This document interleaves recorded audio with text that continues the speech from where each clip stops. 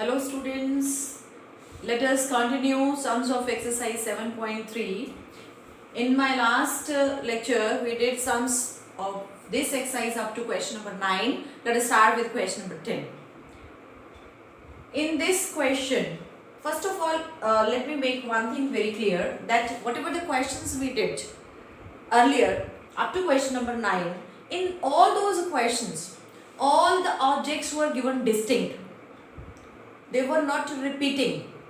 Distinct objects were given means n के जो elements थे वो सारे अलग अलग थे, कोई उसमें रिपीटेशन नहीं था किसी भी एलिमेंट का. जैसे मंडे वाला क्वेश्चन था या इक्वेशन वाला क्वेश्चन था, उसमें कोई लेटर जो था कोई रिपीट तो नहीं हो रहा था, तो हमने उसमें डायरेक्ट NPR वाला फॉर्मूला लगाया था, है ना. लेकिन आज जो मैं क्वेश्चन सब शुरू करने वाली हूँ, ये इसमें आपके डिस्टिंक्ट लेटर्स नहीं होंगे, बल्कि there will be few letters, few elements or few objects which are repeating, and in that particular cases I told you which formula is to be applied for permutation. हम ये वाला formula apply करते हैं कि n factorial divided by p1 factorial या k1 factorial, whatever k1 factorial, k2 factorial and whatsoever it is, कितने आपके हैं ये k p factorial, जितने भी लेटर्स जो रिपीट हो, and you can understand it with the help of this example like this.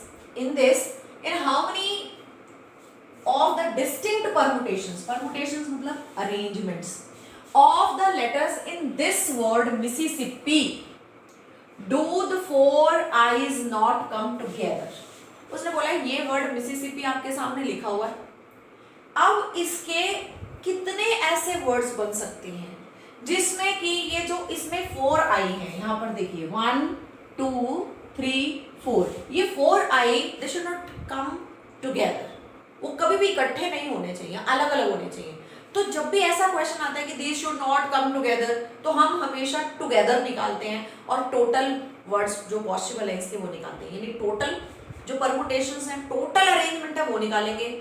और eyes when these eyes will be together, जिसके लिए बोला कि ये नहीं इकट्ठे होने चाहिए, वो जब टुगेदर होंगे इकट्ठे होंगे उनका अरेंजमेंट निकालेंगे, वो कितने अरेंजमेंट है, और टोटल में से ये वाले अरेंजमेंट माइनस कर देंगे, तो हमारे पास आ जाएगा कि number of arrangements when these eyes will not be together. ठीक है, हमेशा ऐसे ही करना है. तो हमारा सॉल्यूशन अब स्टार्ट होता है. पहले तो हमने ये देखना है कि हमारा जो ये वर्ड है उसमें कौन सा लेटर कितनी बार टाइम, कितना, how many times it is. M is 1 time, I is given 4 times, and then check S is also given 4 times, then P is given 2 times. So how many total letters are here? You can see this is 11. Check whether these are 11 or not. So this is 1 2 3 4 5 6 7 8 9 10 and 11. Okay, it's correct. So now total number of possible words, because here all the letters are not distinct, you can see all the letters are not distinct, repetition है letters का, तो हम ये वाला formula लगाएंगे. तो total कितना है, that is your n. okay, तो n is 11, तो 11 factorial divided by repetitions के factorial. This is 1 factorial, no need to write. This is 4 factorial. okay, this is again 4 factorial, then this is 2 factorial. Now we'll simplify this. हाँ जी, तो ये हो गया आपका 11 factorial. I have opened up to 4 and then I have put this factorial symbol. Then 4 factorial I have opened 4 3 2 1, and then 4 factorial I have kept as it is because it will be cancelled here, and 2 factorial means 2 into 1. When I simplified this is equal to 3 4 6 5 0. हाँ जी, तो ये हमारे total arrangement हो गए, total words बन गए. अब हमें बनाने हैं व्हेन 4 आइज आर टुगेदर. तो हम ना कुछ इस तरीके से बॉक्सेस बना के, ताकि हमें क्वेश्चन ना क्लियर हो जाए. इसमें सारे आइज हैं, 4 आई के लिए ये बनाया. ठीक है, तो 4 आई इसमें आएंगे, यानी आई आई आई आई. ओके, और उसके बाद देखो 4 आइज आ गए आपके पास, तो 11 में से 4 लेटर्स तो यहाँ पर इकट्ठे, they will always remain together. अब बाकी कितने 7 लेटर्स बचे, तो वो बचे आपके 1 2 3 4 5 6 7. अब एक चीज ना ध्यान से समझो, अब ये जो बॉक्स है ना, ये एक बॉक्स हमेशा इकट्ठा रहेगा, यानी ये चारों आई हमेशा इकट्ठे, अगर यहाँ आते हैं, यहाँ बीच में कहीं भी जाएंगे, they will always go together, इकट्ठे एक की तरह जाएंगे, एक यूनिट की तरह जाएंगे ये। तो अगर हम टोटल यूनिट्स देखें तो 1 यूनिट इज दिस, ठीक है, second, third, fourth, fifth, sixth, seventh, eight, how many units are there? तो 8 यूनिट, 7 तो ये वाली, और इसको भी 1 यूनिट काउंट किया है, it will be considered as 1 unit, so it is 8 factorial into ये भी तो आपस में अंदर इंटरचेंज होंगे कि नहीं होंगे, तो कितने सब यूनिट्स हैं? 1 2 3 4, तो 4 फैक्टोरियल। अब जितना रिपीटेशन है वो दोबारा नीचे लिख दो, वो सारा का सारा नीचे आ जाएगा। कितना? 4 factorial, 4 factorial, 2 factorial, 4 factorial cancel bye 4 and it is 8 7 6 5 4 factorial पर रुक जाइए, this is 4 factorial, 2 factorial means 2 into 1, so this is 2 4s are 8, now this is, हाँ जी, तो ये वर्ड्स 840 आए, 840 वो कौन से वर्ड्स हैं? when 4 eyes are together, when 4 eyes are together, so there are 840 such words in which 4 eyes will always remain together, hence number of words where 4 eyes do not come together कितने होंगे? Total words minus 4 words with 4 eyes together, with 4 eyes together वाले को minus कर दो, तो total कितना था आपके पास? टोटल ये था 3 4 6 5 0 माइनस 840, माइनस कर लिया 3 2 इसको आपस में, तो आपके पास आएगा जी यहाँ पर,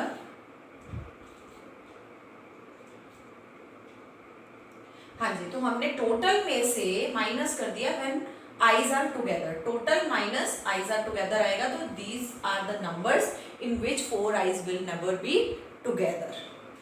And the students come to question number 11. This is also we can say very important question. In this question is given that in how many ways can the letters of this word permutations be arranged if words start with P and ends with S. Okay? तो सबसे पहले तो हम ये देखते हैं ये जो permutations है इसमें all the letters are not distinct. कैसे? देखो अब आपको यहाँ पर भी T दिखाई दे रहा है और T ये भी है ना? और कोई लेटर चलो लिखते हैं. P is how many times? P is 1 time. Okay. E is how many times? E 1 time. R check कीजिए 1 time, M 1 time, U 1 time, T 2 times, A 1 time, and T I have already written. Then I is 1 time, O 1 time, N 1 time, and S is also 1 time. So how many total letters? 1 2 3 4 5 6 7 8 9 10 11 12. So total if you check 1 2 3 4 5 6 7 8 9 10 11 12. So total 12 letters are there, but you can see this T is repeated. So all the letters are not distinct. There is a repetition of the letter in this which we have to use. It means this formula that n factorial upon p1 factorial, p2 factorial and so pk factorial will be used. This will be used. Okay. Now in first part अगर हम देखें तो n तो हमारा 12 हो गया ना यहाँ पर, ये तो है ही. अगर चलो अभी छोड़ो इसको, पहले क्वेश्चन देखो. Words start with P and ends with S. Word ने जितने भी वर्ड बनाने हैं उसमें बिगिनिंग P से करनी है, एंडिंग S से करनी है, बीच में आप अरेंजमेंट कितने कर सकते हो वो निकालने हैं आपको. तो इसका मतलब 2 प्लेसेस तो फिक्स कर दिया आपने. P फर्स्ट फिक्स कर दिया, एक लेटर 1 लेटर. तो पहले तो लिखेंगे number of words starting with P and ending with S. तो P फिक्स कर दिया.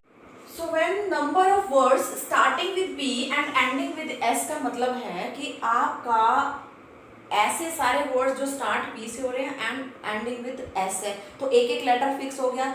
बिगनिंग में पी यानी एक लेटर पी फिक्स हो गया और एंडिंग में एस फिक्स कर दिया, एंडिंग में एस फिक्स कर दिया यानी एक लेटर वहां फिक्स कर दिया। आपके पास टोटल लेटर कितने थे जी, एन यहाँ कितना था, टोटल कितने थे, ये थे 12। तो 12 में से आपने 2 तो फिक्स कर दिए, अब बाकी बचे आपके पास 10 लेटर्स, 10 लेटर्स। अब ये जो 10 लेटर्स है, क्या इन 10 लेटर्स में this T is included in this, because we have used only P and S, it means T is in the remaining this 10 letters, इन्हीं के अंदर बचा हुआ है। तो इसका मतलब अब 10 factorial divided by this repeated is here. When you will calculate it, 10, 9, 8, 7, 6, 5, 4, 3, 2 factorial divided by 2 factorial cancel, and when you will calculate it, its answer is 1814400. So this is your answer in this case. हाँ जी, in this second part, vowels are all together. All the vowels should be together. So now in this permutations, check the number of the vowels. This E is a vowel, U is a vowel, A is a vowel, I and O are vowels. So there are 1, 2, 3, 4 and 5. There are 5 vowels. Okay. So as per the question, all these 5 vowels to remain together. 1, 2, 3, 4. So what are these vowels? E, U, A, I, O, all these vowels are to remain together. As there were total 12 letters and out of 12 letters, these 5 I have fixed in this one unit. So how many total letters are left? So 7 letters are left. So 7 units are there. 1, 2, 3, 4, 5, 6 and 7. So now required permutation या required number of arrangements will be as per the question. Look here, how many units are there? 1, 2, 3, 4, 5, 6, 7 and this is the 8th unit. So this is 8 factorial into, now whatever this 1 unit, this is 1 unit, but these letters can also arrange in this unit. तो इसमें भी आपस में ये interchange कर सकते हैं. So in how many ways, because there are how many sub units, 1, 2, 3, 4, 5. So 5 sub units are here. So in 5 factorial ways they can interchange or they can arrange themselves. So if there are any repetition, yes there is a repetition. 2 letters are repeated, that is T. There are 2 T's. So this is 2 factorial. So when you will calculate all this, you will get 24,192,00. You can check it yourself. And so now last part of this question, there are always 4 letters between P and S. देखो जी, P और S के बीच में हमेशा 4 letter होने चाहिए. आपको पता है टोटल लेटर्स कितने हैं इसके? 12 है ना परम्यूटेशंस में. तो आप ना 12, 1, 2, 3, 4, 5, 6, 7, 8, 9, 10, 11, 12. ओके, अगर मैं ना इसमें P को इससे इंडिकेट कर रही हूँ, दिस स्क्वायर से, एंड S को इंडिकेट कर रही हूँ सर्कल से, तो मैं देखती हूँ कि P और S को कितने वेज में हम अरेंज कर सकते हैं अगर हमेशा उनके बीच में 4 लेटर्स हो. जैसे उसने बोला, अगर P यहाँ पर आता है, P, ओके, तो 1, 2, 3, 4 लेटर्स बीच में आएंगे और S हमारा आएगा यहाँ पर. ठीक है, अगर P यहाँ आता है तो S यहाँ आएगा, क्योंकि अब फिर दोबारा से 1, 2, 3, 4 लेटर्स बीच में आ जाएंगे, ये P और ये S. ऐसे अगर P यहाँ आता है तो S यहाँ आएगा भाई. अगर P यहाँ आता है तो S यहाँ आएगा. अगर P यहाँ आता है तो यहाँ आएगा. अगर P यहाँ आता है तो S यहाँ आएगा. अगर P यहाँ आता है तो S यहाँ आएगा. अब इससे बाहर तो जा नहीं सकता, इसका मतलब P यहाँ पर नहीं आ सकता. तो मैं इसको डिनोट करती हूँ P1, P2, P3, P4, P5, P6, P7. ऐसे ही ये S1, S2, S3, S4, S5, S6 and S7। तो हमने देखा कि अगर P और S को हम अरेंज करते हैं इस तरीके से तो कितने वेज में P कितने प्लेसेस ले सकता है, 7, एंड कॉरेस्पॉन्डिंग S भी 7 लेगा, ठीक है। तो P and S can be arranged in this 7 ways, लेकिन ये तो कहीं भी मेंशन नहीं है कि भाई P पहले आना चाहिए और S बाद में आना चाहिए। S भी तो पहले आ सकता है, S यहाँ हो सकता है ऊपर और P इधर बाद में होगा, तो 7 इस तरीके से भी हो सकते हैं। सो हम लिखेंगे P and S can be arranged in 7 + 7 ways. अगर P पहले है S बाद में है, या फिर S पहले है और P बाद में है। Here S is followed by P, here P is followed by S. So this is a 14 ways.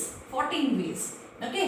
So P and S can be arranged in 14 ways. So remaining P and S are two letters. So which have been already we have fixed. We have arranged them. We have calculated the number of the ways to arrange P and S. And after that, if we check about the if we check what are the remaining letters, 2 are used. What are the total number? 12. So remaining number of letters can be arranged. पहले बताइए remaining letters हैं कितने? Remaining letters कितने हैं अब आपके पास?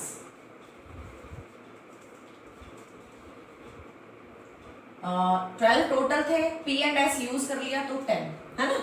तो remaining letters can be arranged in 10 factorial divided bye, because T is repeated 2 times, upon 2 factorial veg. Okay, so now total number of arrangements of 12 letters. देखो एक चीज अब ध्यान से, bye fundamental principle of counting करेंगे ये। हमें P and S का अरेंजमेंट भी चाहिए एंड हमें बाकी के 10 लेटर्स का भी अरेंजमेंट चाहिए। तो वो कैसे करते हैं? हमने बिल्कुल शुरू की एक्सरसाइज में पढ़ा था, एंड यानी मल्टीप्लाई। P एंड S का arrangement 14 ways into remaining 10 letters का arrangement, that is 10 factorial divided by 2 factorial. जब आप इसको कैलकुलेट करेंगे, कैलकुलेशन के बाद आपके पास ये आएगा कि ये इसका टोटल नंबर ऑफ अरेंजमेंट्स होगा। हाँ जी students, so now exercise 7.3 is over. After this I have written this formulae of combinatorials. Combination में ये हमारे यूज होंगे, यानी सिलेक्शन वाले प्रोसेस में ये यूज होंगे। ये फॉर्मूला, ये परमुटेशन का फॉर्मूला था ना आपका, ये आपका कॉम्बिनेशन का फॉर्मूला है, ये वाला कॉम्बिनेशन का है। ये परमुटेशन का था, NPR था, इसमें n factorial divided by n minus r factorial. इसमें n आपके distinct objects were given and at a time you were suppose to use r। तो ये फॉर्मूला था। इसमें हमें क्या करना था?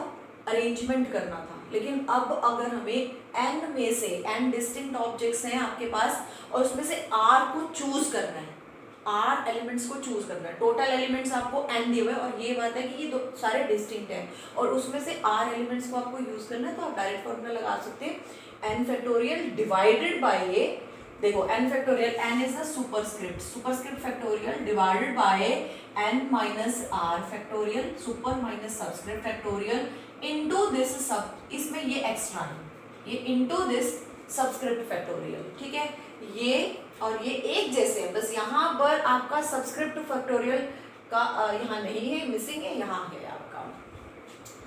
अब इसके अलावा कुछ आपको कुछ रिजल्ट्स हैं जो याद करके रखने पड़ेंगे। NCR is equal to NCR minus 1। ठीक है, sorry, this is NCR is equal to NCN minus R होता है। मैं इसको एग्जाम्पल से समझाती हूँ। अगर सपोज करो 7C2 है, ठीक है, अगर मैं इसको कैलकुलेट करूँ 7 factorial divided bye 7 minus 2 5 factorial into this 2 factorial. तो 7 6 5 stop it here and this 5 factorial cancel हो जाएगा। ये 2 फैक्टोरियल का मतलब 2 होता है ना, इंटू 2, 2 3 जा, तो 7 3 जा 21 आया। अब अगर मैं इन दोनों का डिफरेंस क्या है, 7C2 है, अब इन दोनों का डिफरेंस क्या है, 7 - 2 इज 5, यहाँ पर ये लिख दूँ 7 - 2, ऐसे लिख दूँ 7 - 2, तो ये हो गया 7C5। 7C5 को कैलकुलेट करें तो 7 फैक्टोरियल डिवाइडेड बाय 7 - 5 कितना होता है, 2 फैक्टोरियल एंड दिस 5 फैक्टोरियल। इसको अगर ना भी आप कैलकुलेट कीजिए तो ये देखो ये सेम आ रहा है ना।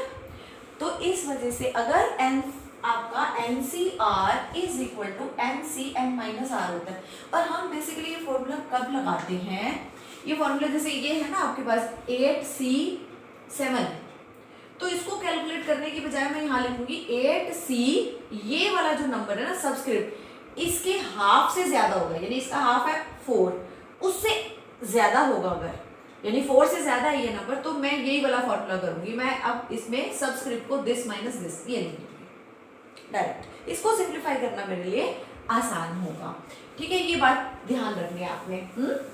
दोबारा से थोड़ा सा करके देख लेते हैं, क्योंकि जब बार बार आप करोगे तो आपको ज्यादा समझ आएगा। जैसे है 11C9 है, तो हम इसको कैसे लिख सकते हैं 11C, क्योंकि this 9 is more than half of 11, तो मैं ये नंबर बड़ा दिख रहा है मुझे ना काफी, तो मैं क्या करती हूँ 11 - 9 दिस इज 2। इसको सिंप्लीफाई करना आसान रहेगा आपके लिए।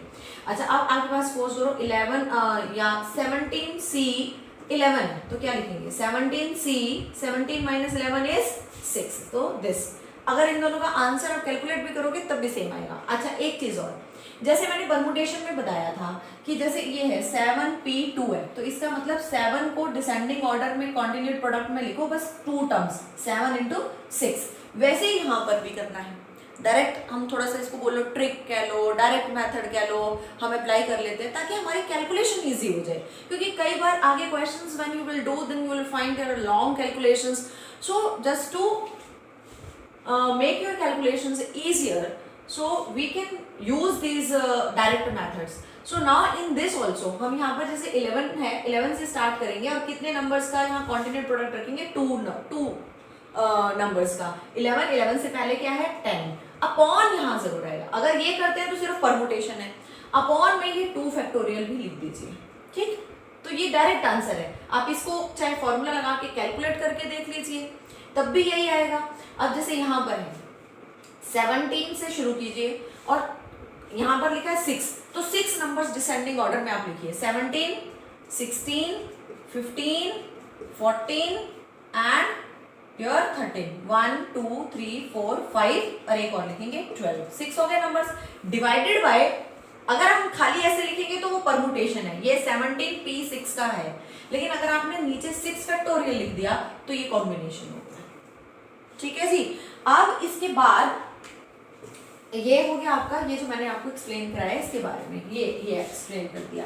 अब देखिए जी, ये NCX is equal to NCY है, then N is equal to X plus Y। जैसे अभी मैंने आपको बताया कि 7C2 is equal to 7C5 calculate करके दिखाए थे ना अभी मैंने आपको। तो अब यहाँ पर ये X हो गया और ये Y हो गया, है ना। तो अब अगर x प्लस वाई को करके देखो तो n के इक्वल ही तो आ रहा है ना। तो अगर आपका NCX is equal to NCY है, then this n will be equal to x plus y. अब इसके बाद नेक्स्ट है कि अगर ये देखिए आपके पास NCR प्लस NCR प्लस 1 है, ये देखो n दोनों के सुपरस्क्रिप्ट सेम है, लेकिन सबस्क्रिप्ट्स कॉन्सेक्यूटिव दिखाई दे रहे हैं। सबस्क्रिप्ट्स क्या है, कॉन्सेक्यूटिव है, तब इसमें ये डायरेक्ट इक्वल टू यहाँ पर एक बढ़ा दीजिए n+1C और इन दोनों में से जो बिगर वन है वो लिख दीजिए। करके देखें आप इसको, let us try to do it. Let me show it with the help of one example. 7C2 plus 7C3, अब होना किसके इक्वल चाहिए, होना चाहिए ये 8, एक बढ़ा दिया इधर C और इन दोनों में से बिगर कौन सा है 3। चलो मैं लेफ्ट हैंड साइड सॉल्व करती हूँ। 7C2 सॉल्व किया पहले, 7 जो मैंने आपको ट्रिक वाला फॉर्मूला बताया डायरेक्ट वही करूंगी, दो नंबर्स, क्योंकि यहाँ 2 लिखा है तो 2 number, 7 into 6 upon 2 factorial, 2 factorial का मतलब 2 ही होता है। And this here we have to take 3 number, 7 into 6 into 5 divided by 3 factorial, 3 factorial का मतलब 6 होता है।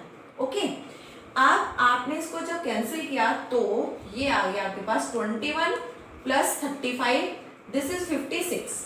अब मैं इधर करती हूँ, ये 8C3, तो 8 को कितने नंबर्स हमने इसके डिसेंडिंग ऑर्डर में कितने लिखने, 3, 8 से पहले 7 इंटू 6 अपॉन 3 का फैक्टोरियल, 3 का फैक्टोरियल क्या होता है 6, तो ये कैंसिल हो गया, 8 7 सा 56 आ गया, तो दोनों सेम हुआ कि नहीं, इज इट क्लियर, ये वाला समझ आया ना आपको।